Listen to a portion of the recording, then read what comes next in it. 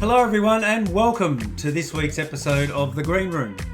In The Green Room, I get to unpack all those great stories and anecdotes and the business lessons I learn in talking to business owners just like you every single day. So sit back, relax, buckle up and enjoy this week's episode of The Green Room podcast.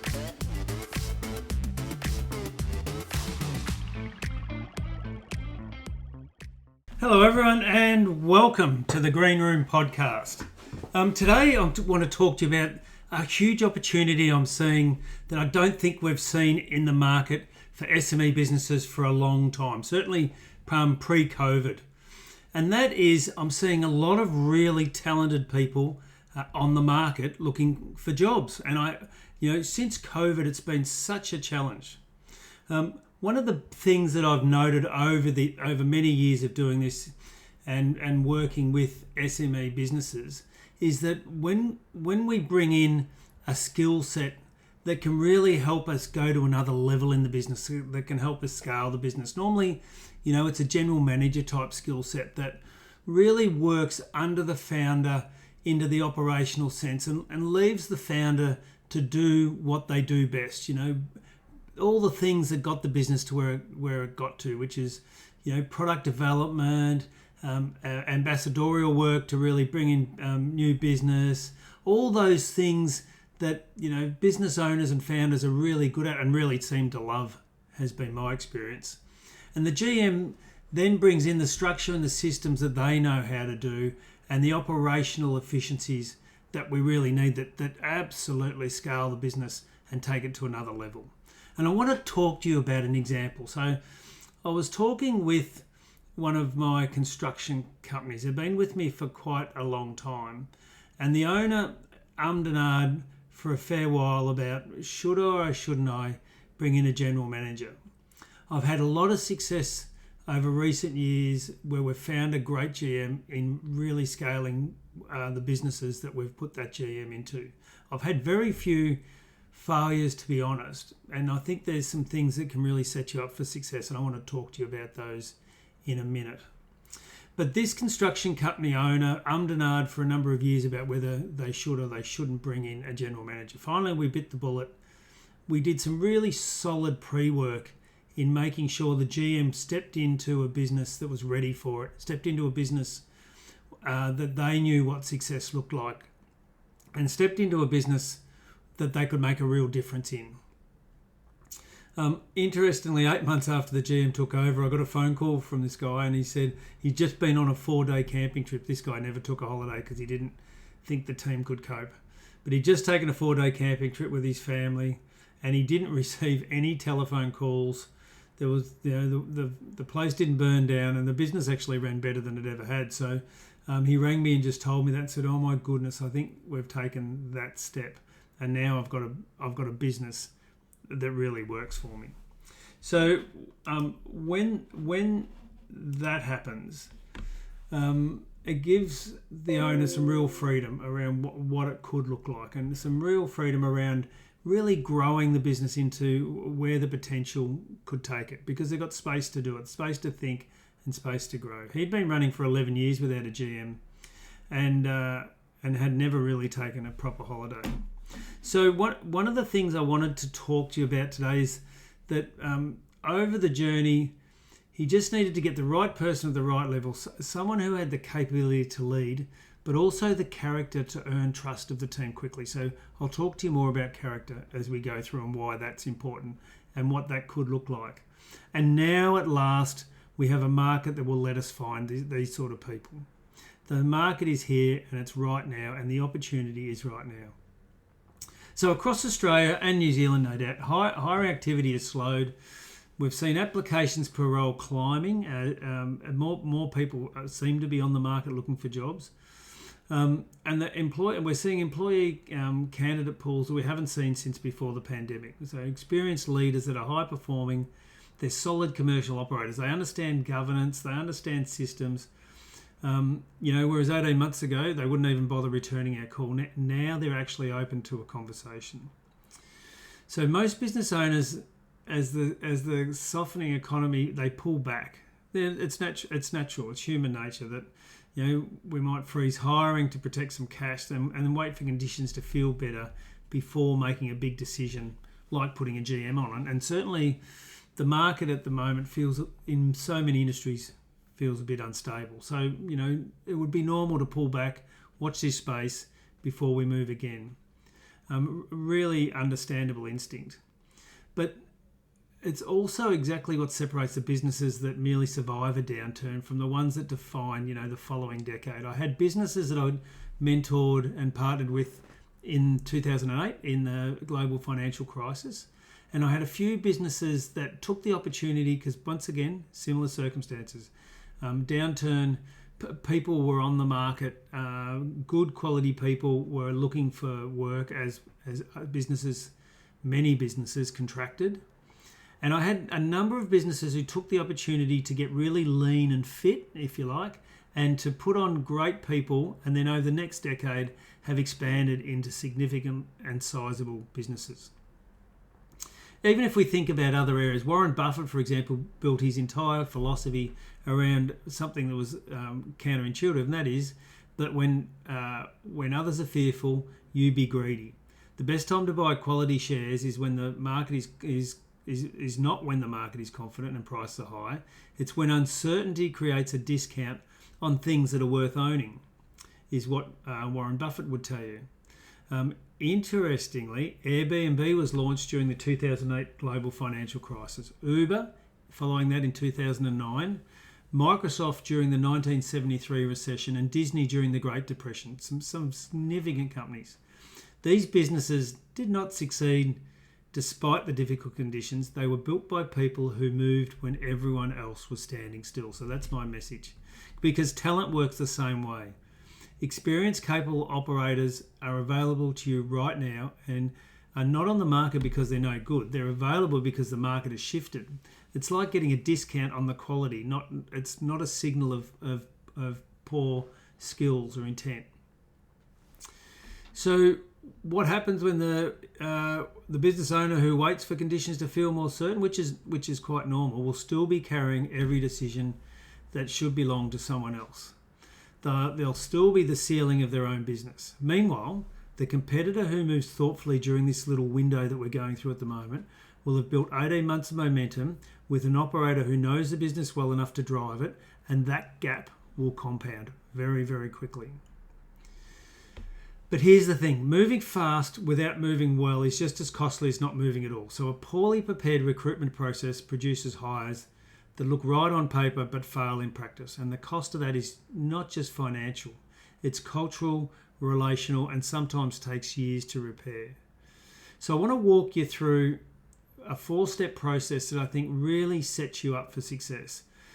But it's been my experience, when we get the 4 steps right and we're not just focused on the remuneration question, the remuneration takes care of itself.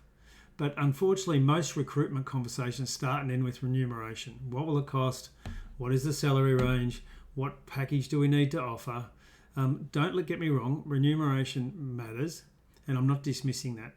But I think if we get these other things right, that conversation will take care of itself. So what are the 4 things every business owner should work through before the advertisement goes live? Number 1, and I've done this a number of times, and this has been incredibly powerful.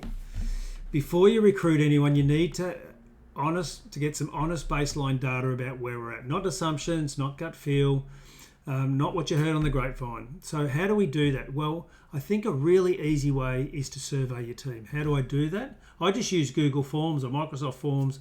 I create half a dozen questions around a number of things I'll walk you through, and then I get it back in electronically. It's just so much easier than the old days of emailing out forms, getting people to print them off, fill them out, try and collate them another way. It's just, let's use the tech for what the tech's really great at. And this is one example. So ask in your survey things like, where does communication break down in this business? Ask, where do decisions stall? Where do they get stuck? Ask, where accountability is unclear. Is there something around that? And ask, what frustrates people the most about how the business currently runs? The other question I really love to ask is, if you were me, What would you do differently? The answers to those questions will come back in and will give you a really great insight into where we're at. It's really a great diagnostic tool, a thermometer of where the business is at the moment. What do I then do with it? Interestingly, I download them as a CSV file and then I throw that into an AI program, whether you're using Claude at the moment or ChatGPT or whatever your preferred choice is. And I ask it to really break down what is the things that if I brought a GM in, they would need to be able to address. What are the key strategic initiatives that we should be taking based on this feedback? What are the three key things we should be focusing on? What does this do? Well, it reveals the realities that a new leader will actually inherit, so they're not walking into confusion on day one. And it tells you something important about the character you need, not just the competencies. This is critical. The human qualities. Does your team need someone who listens before they act, or someone who brings calm to a high pressure environment, or someone who leads with directness rather than consensus? When my construction company owner surveyed his team before recruiting, what came back was really quite surprising. His site supervisors did not want someone who would make faster decisions. They wanted someone who would make clearer ones. They wanted clarity. That single insight changed the entire profile of the person we went looking for. And it's almost certainly why that hire worked. Strong business recruitment from awareness. Strong businesses, recruit from awareness. Weak ones recruit from desperation after a key person walks. That is an enormous difference. So that's my starting point, is get a real baseline data on where we're at today and what are the areas that a great GM or a good GM, what are the skills they need to have that would suit where we're at, and what character do they need to display and exhibit and have demonstrated previously that will work for us. The second step is to define the authority before the person arrives. And I see this all the time where we've got a founder or an owner and we've got a GM and they just keep tripping over each other everywhere they looked. They looked because they hadn't had the expectations clearly set out. So a business often brings in a senior leader with high expectations but never actually defines what authority that person will hold. So 6 months later, the owner's overriding decisions, managers are going around the new hire, the new person grows really hesitant, they don't know what they can and they can't do, the team's really confused, and eventually someone just says that didn't work out. In reality, the structure failed the person. So before anyone starts, define the authority clearly. Can they manage people performance? Can they make commercial decisions without signing off? Can they restructure the team? Can they challenge you? The best senior hires are empowered really intentionally, not gradually through and organically through conflict or through things that aren't said or through intuition. And the business owner needs to be genuinely ready for that shift. Many say they want leadership support, but actually want assistance without that authority. So if we're going to bring someone in, what authority, genuine authority, are you going to give them? What can they and can't they do? And what are we going to do to ensure that the lines of communication and the reporting is very clear? So that's number 2. Number 3, assess character as rigorously as you assess capability. And as I said, if we're just going to remuneration and show me a tick list of things that you can do, we are absolutely undercooking what this thing should be. So skills get people hired, but character determines whether they will last. A candidate can have an impressive resume and still be fundamentally misaligned with how your business operates, the values your team holds, or the leadership style that your culture demands. Someone built for large corporate environments with deep support structures, they might struggle in a privately owned business where things move fast, resources are lean, and the owner is still very much in the room, so things just aren't clear for anyone. So get clear on the character of your organisation before you recruit. What does your culture actually reward? Getting things done or getting things right? Loyalty or performance? Directness or consensus? There are no wrong answers in really pulling this apart, but there are wrong fits, and a wrong character fit in a senior role plays out across every team relationship, every customer relationship, and every decision made in your absence. So once again, I go back to my construction company owner.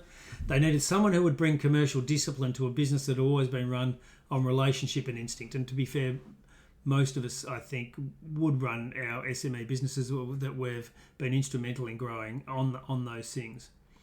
But they also needed someone who would earn the respect of a very sceptical site team before challenging anything. That is, they needed to get their 100-day eyes in play. They needed to get their feet under the desk, get to know the team, get to know the people before they did anything that was particularly challenging. That is a very specific character brief. It ruled out half the technically qualified candidates immediately and helped us really understand where we could look. Your business obviously will be different. Maybe you need someone who has scaled before and understands what that next phase looks like. They've been there, they've walked in those steps. Maybe you need operational rigor where gut feel has always ruled, process and systems. Where, whatever the capability gaps underneath, it's always a character question. Ask it early, ask it directly. Don't leave it to instinct on the interview day around tell me a bit about yourself, tell me a little bit about your weaknesses, how much money do you want? And I've sat in far too many and observed far too many interviews along those lines without that having been done. Finally, step 4, one of the greatest gifts you can give a senior hire is clarity, and one of the most expensive mistakes you can make is withholding it. What does success look like after 90 days, after 6 months, after 12 months? What problems are they expected to solve? What would make you think on a quiet Monday morning that was one of the best decisions I ever made? What do they need to know? So when you define this clearly before the process begins, 3 things happen. The right candidates self-select in because they can see the opportunity clearly. The weaker candidates self-select out because accountability is visible from the start. They don't have the skills, it's not for them, they're not up for it.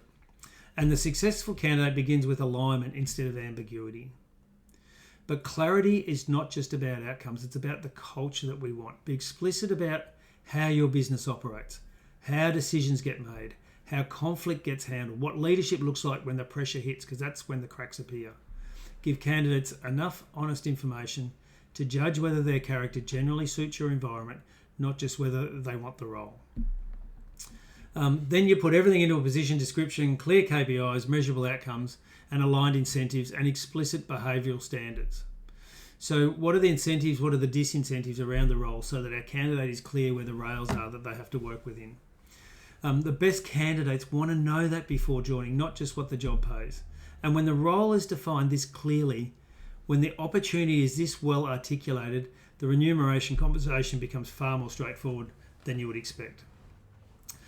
Great operators can see the upside. They can see what the role is worth to them and to the business.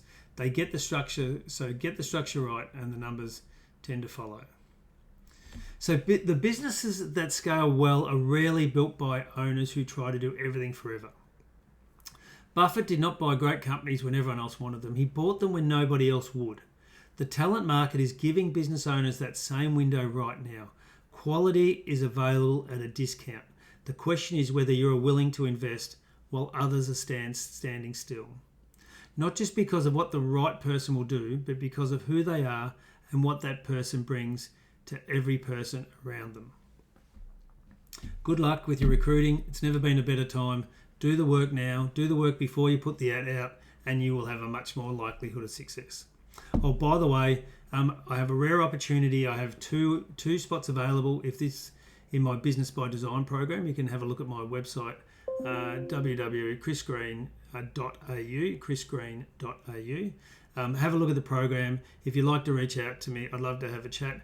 But I've got two spots available at the moment, which is rare. And I'm looking, if this article resonates with you and you're looking to work with someone to really scale your business, please feel free to reach out and contact me.